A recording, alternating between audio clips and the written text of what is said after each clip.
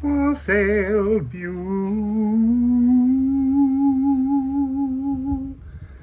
beautiful people.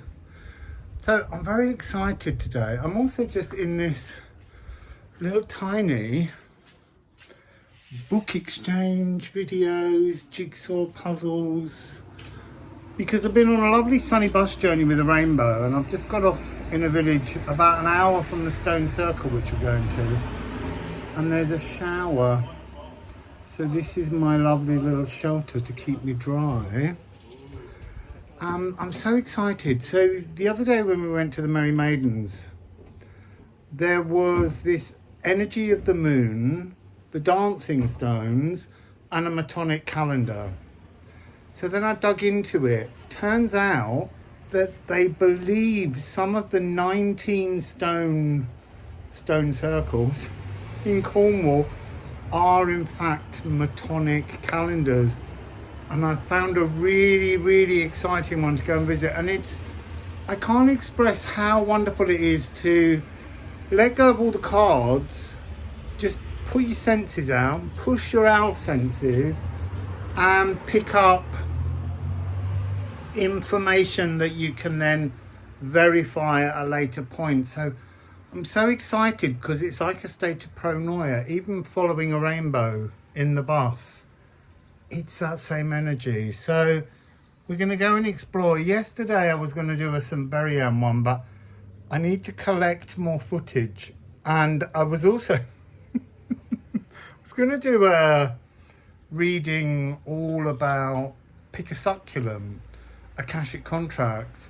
And every time I went out to gather the footage for that in Penzance, it rained or people walked in front of the camera. So I just let go of it. It's about learning to not push, but to just be in the state of flow, which is pronoia, believing that the universe is conspiring in your favor. So it's about an hour's walk. I'll probably talk to you during the walk. So what is the Metonic calendar? It was first noted supposedly by Meton, who was a Greek philosopher. It's a 19-year cycle. So the recent black moon was on the 23rd of August. That will repeat in 19 years on the same day. So it's about marking lunar cycles, and it's more accurate than the solar cycle. Well, we say a solar cycle, but it's really the Earth passing around the sun, which we have to shove in a leap day every 4 years. It's also, the Metonic calendar is still used as the Hebrew calendar. I see this energy. The thing about, you can start the Metonic calendar on any year and count. There's no definite year 1 to year 19. But some years contain 12 moons and some contain 13. Now when I say it contains 13, it either contains 13 new moons or 13 full moons. And that also determines why sometimes we get a blue moon or a black moon. So a blue moon is 2 moons in the same calendar month, or the third of 4 moons in a season. And it's the same with the black moon, but that refers to a new moon rather than a full. Uh-oh. Inappropriate footwear. So I'm picking up the energy of electricity. Electricity is a great mystery. Yes, we harness its power. Okay, so thank you. The other thing that I was picking up within the electricity business is the Great Electric War, which took place somewhere out there in the galaxy in another time and dimension. But what I was picking up then as I walked and talked, because sometimes when you verbalize, it becomes more divine rather than just being in your head. You bring it into physicality, and then it has like a thread that comes with it.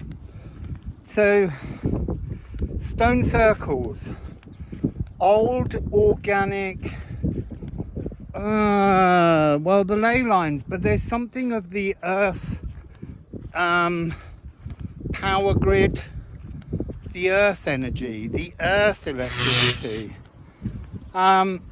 This notion that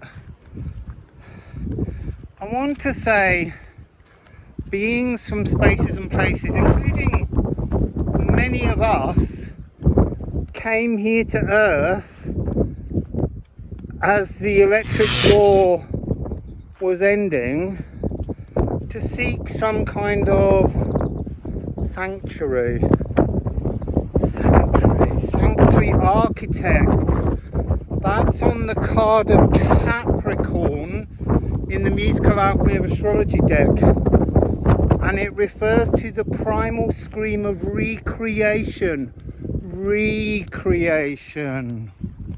So maybe there's something more about the electric wars. It's something I've always been aware of, but I've never really tapped into it. But it might be a remembrance that's coming back to a lot of you.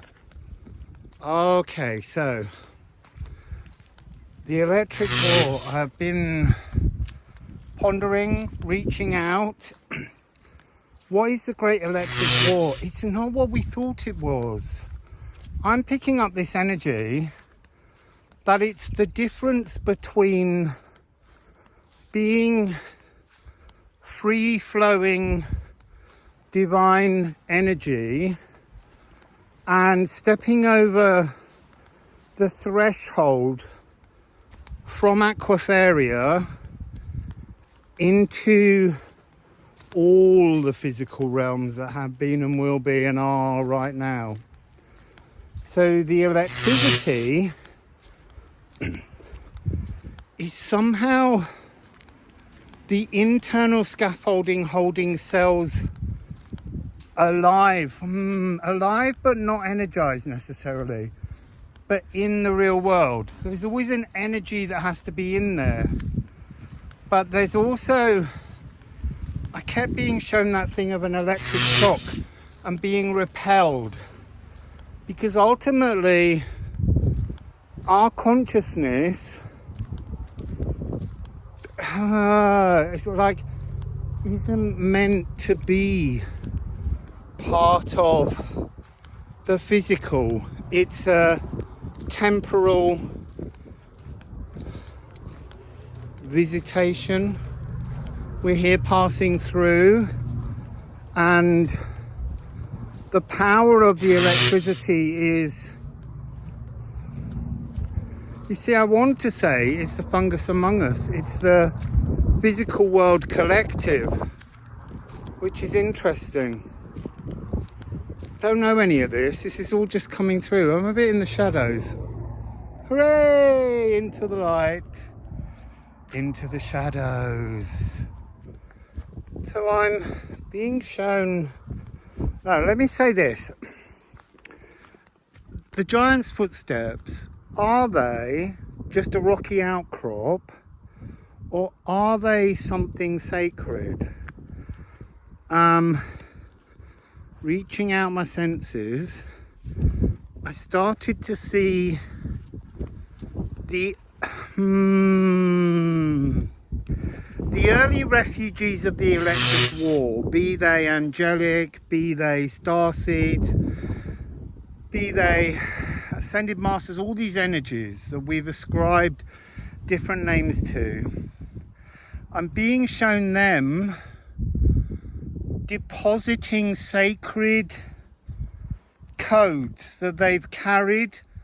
They're like treasures, energetic treasures that somehow, it's going back to that electric shock energy, somehow the electricity was used to disperse certain emotional codes, beautiful codes, and so they've been deposited all over the globe. You see, now I'm seeing dolmens in Korea. 40% of all the world's dolmens are in Korea, and they were used to bury people. I'm being shown this notion that they're like a decoy. It's so that the electricity looks for the sage buried dead rather than the energetic treasures that are hidden all over the world. Okay, so this electric war story, look, I've known about it for so long. I wasn't expecting it to be today's narrative. So the next thing I'm getting, there's a lot of stones on the way here. Do you see a stone, or do you see a sacred energy store, battery? So I'm picking up a frequency, which is, there is human DNA, because of the fact that these sacred frequencies have been on Earth. Things that people have carried generationally and didn't know were there, but didn't make sense of, but knew somehow that there was something, I want to say, wrong with them, because that's how it made them feel. Because it was against all of the religious beliefs at the time, but they were carrying these energies. And there's something about our consciousness now is able to bring in, it's like the lock and the key. It's like the divine embrace. It's something where our consciousness locks into our blood ancestry and releases a gift. And it will be different in all people. With me, it's singing frequencies. With you, it could be something completely different, and will be. Because the universe is mental and infinite, and so all the variations are going to be infinite. So let's walk on. Let's see what else comes. Oh my, this might be my most favourite entrance, stone style, to a magical stone circle. Come on, people. Oh my god. It's even got a handle. Here we go. Whoa, and the sun just came out. So 1, 2, 3, 4, 5, 6, 7, 8, 9. Oh, there might be one hiding. 10, 11, 12, 13, 14, 15, 16, 17, 18, and then this one, 19. All the others are granite. And this one, let's bring this around here. This is quartz, white quartz, and it's icy, icy cold. It's absolutely beautiful. And then let's just walk to this middle one. It's 2 meters 70 tall, but because of the way it's angled, sorry, I'm not looking at the camera. I'm so entranced by being here. I was also, this is fascinating me. This leaning forwards. There's a pathway down here. Is this the entrance? And where does this go? Let's have a little look.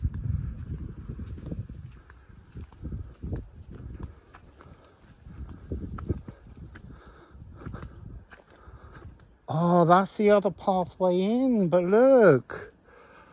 Oh, Boscawen-ûn. So this little quartet here, somehow these two are the markers when shadow falls on the 21st of the 12th, although they wouldn't have called it that obviously, but on the solstice, that would have marked the beginning of their 19-year Metonic calendar, and all the other stones marked different points around. I'm just going round all of the circle, singing to each stone to work out their pitch, and I'm just on the third stone as I'm counting round. I feel so blissful. I mean, you know, I've been to so many stone circles. There's something totally aligned to me in this stone circle. I feel like I could stand in the middle and sing and just vanish. So, if this video never comes out, you won't even know I made it. Okay, there's Piskies here. I heard them moving just over there while I was singing. I've been going round each stone, marking it on a chart, and I've got here and there's stones left over, like I've gone backwards. There's something timeless about something marking time. It's too weird, so I've got to go backwards to the quartz stone and carry on back round because I ran out of stones. Also, I bought some salt to bring with me. I might have to put on a different piece of clothing inside out, just in case they try and lead me somewhere I don't need to go today. Salt's also very good. You can throw salt to ask them to back off. Okay, so dancing stones, moving stones. They've moved again. I just went back to the quartz stone. I just went back to the quartz stone and sang around again. And just now I stood over there and I counted 4 left. I just got to 2 left and I'm on the last one. Something's gone awry again. Because there's only 1 A, but I've got 2 A's on my chart. I'm going to go backwards round now and see why, and I line back up. So this is the quartz stone. And this one has the vibration of so many notes, unlike the others. But what's interesting is after I'd sung them all, I did hear that the notes change. So some archaeologists say that this is the male principle, and then over there the quartz is the female principle. But I think some archaeologists are just obsessed with their own appendages. This does not feel in alignment. So I'm dismissing that. This is a Metonic calendar. And there would have been, there would have been posts that moved to show particular, not festivals, but points in the calendar when you needed to plant, when you would harvest. And really, these are so pretty as well, these beautiful flowers blowing in the wind. Let's see if we can do a reading in a minute and see what the message is.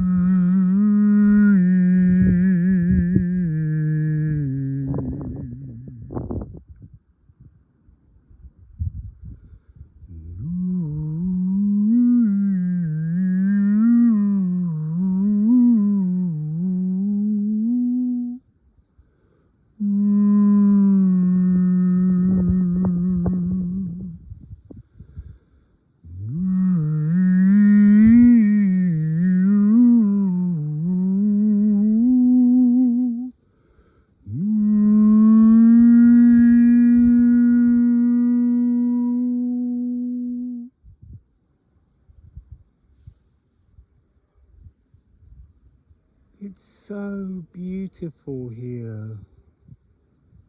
I feel so aligned, so blissful, so calm, so joyous, so at home in the space and in myself. It's just gorgeous. And clouds are swirling by, and then the sun kisses my face, and then the wind blows, and then the sun comes out again. It's just glorious. So I'm leaning against the beautiful quartz stone, and look, I put on a nice shirt, like putting on priest robes, just showing a level of respect to the space. It's beginning to rain, and I was just gonna shuffle some cards, but I really don't want them to get wet. Here's the rain cleansing me. No, I've got a clean shirt. Okay, so we'll just deal with it. So it's raining quite hard suddenly, and it was just as I was going to read cards, and then the space said, this moment is sacred to me, and I'm not supposed to share that part of it. I'm supposed to just relax and let the space heal me in some way, absorb something from the frequency of the circle. So the name Boscawen-ûn means place of the elder pasture in Old Cornish, and I was trying to locate and see if there was still any elder tree. And then I just found this hanging off a dead branch, and as I picked up the camera to say I found elderberries, I was standing under the very elder tree I was looking for. It's so beautiful.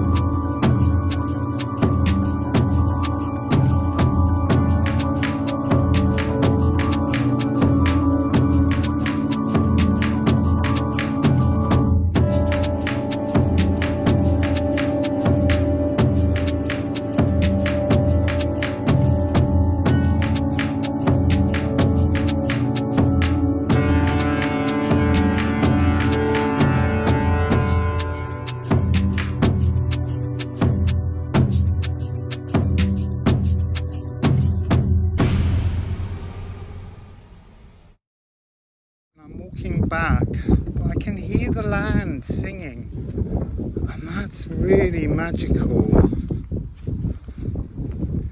It's kind of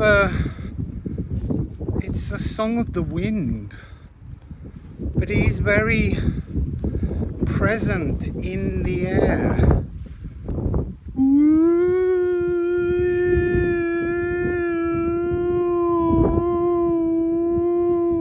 Like that. If you've ever wondered what happens to missing stones, they get used as gateposts, it would seem. So we're back at the Sumerian Book Exchange where we began. I'm going to wait here now for a bus, go home. I'm so excited to edit this video. I'm sorry there's no card reading. Spirit wouldn't let it happen. I went to do it again. I was sitting in the stone circle and I thought, oh, the sun's come out, let's do a reading. And as soon as I thought that, it rained again. I had to hide under the tree. And then people arrived, lots and lots of people. And so I thought it was best to leave. So, see you in the next video. No idea what it's about. Let's just see what flows through.